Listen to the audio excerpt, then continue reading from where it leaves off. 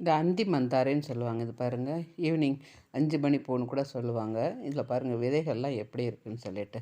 விதைகள் வந்து நல்லா கருப்பு கலரில் முத்தின விதை தான். இந்த விதை வந்து அப்படியே கீழே விழுந்து செடி முளைச்சிரும்.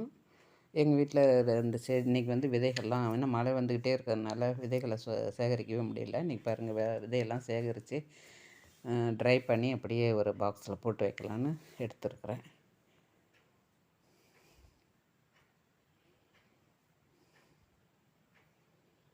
மழை பெய்துக்கிட்டு இருக்குன்னா விதையெல்லாம் அப்படியே ஒரு மாதிரி கீழே விழுந்து சில நேரத்தில் அழுகி கூட போயிடும். வெயில் நாளாக இருந்தால் அப்படியே எங்கேயோ அது தங்கி முளைச்சிரும்.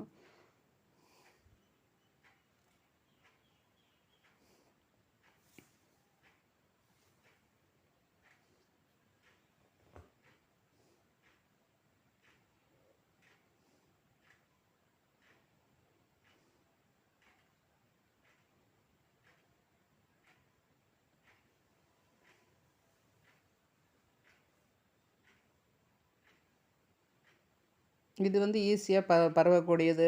தண்ணி அதிகம் தேவையில்லாதது.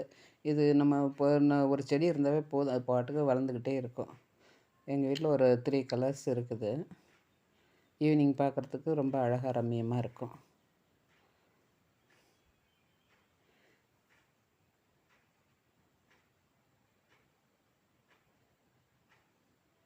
நிறைய விதைகள் இருக்குது. நான் கொஞ்சம் தான் விதை எடுத்தேன். ஏன்னா உள்ளுக்கு போய் என்னால் எடுக்க முடியலன்ட்டு முன்னால் இருக்கிற விதைகளை மட்டும் கலெக்ட் பண்ணி வச்சுருக்குறேன் பாருங்கள்.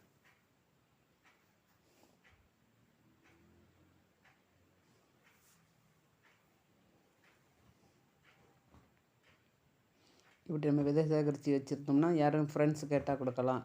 இல்லை நமக்கே தேவைப்பட்டால் யூஸ் பண்ணிக்கலாம்.